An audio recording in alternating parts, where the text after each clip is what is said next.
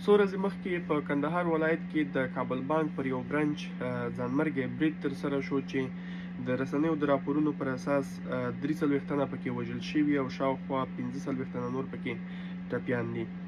د طالبانو اړوند المرصاد په نامه یوه رسنۍ ده چې د داعش اړوند ځینې معلوماتونه خپروي.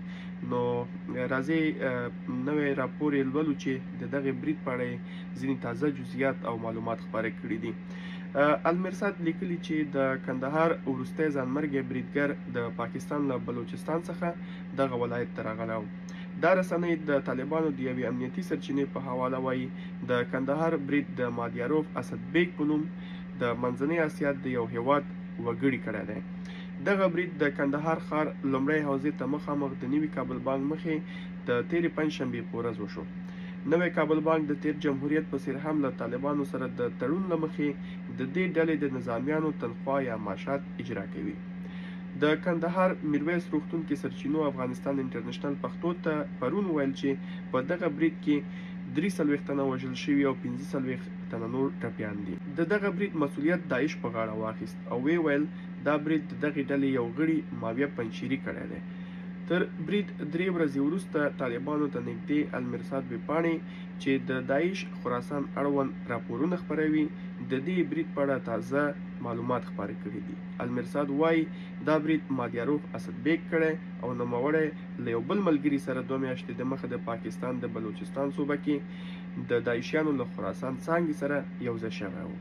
د دې رسنۍ د راپور له مخې دوی دواړو په تیرو 2 میاشتو کې په بلوچستان کې فکري او عقیدوي روزنه ترلاسه کړې ده. د طالبانو امنیتي ادارو د معلوماتو له مخې مادیاروف اسد بیگ له برید څو ورځې دمخه کندهار ته داخل شوی او د کندهار برید یې ترسره کړ.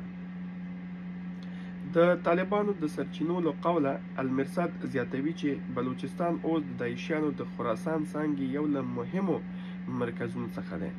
په دې ایالت کې داعشیان پټنځای، د روزنې مراکز او د بم جوړونې ورکشاپونه لري. المرصاد لیکلي چې د خراسان څانګې مشر شهاب المهاجر او د نوموړي نږدې همکاران هم په بلوچستان کې میشت دي او له هماغه ځایه په افغانستان او نور نړۍ کې بریدونه تنظیموي. المرصاد په اخره کې لیکلي چې په پاکستان کې هم داعشیان د دغه هیواد پوځ سیاسي مخالفین دا ډیر مهم دی. لیکلي چې داعشیان د دغه هیواد د پوځ سیاسي مخالفین او پاکستانی بلوچ ملتپال په نښه کوي. یعنی هغه خلک چې د پاکستان د اوسني اسټابلیشمنټ مخالف دي د داعشیانو لومړی یا پرایورټي نښه چې ده همدغه خلک دي.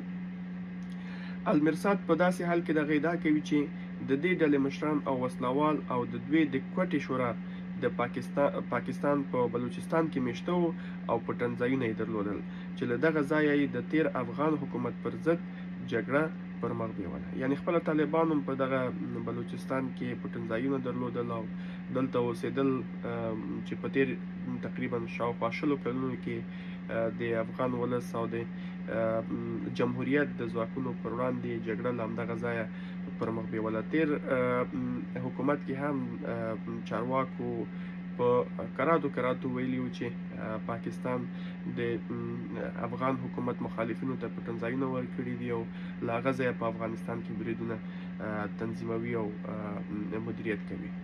نو دا د کندهار د وروستي برید په اړه معلوماتو چې د معلوماتو پر اساس دا بریدګر له پاکستان څخه راغلی او په کندهار کې ځان ته چاودنه ورکړې وه.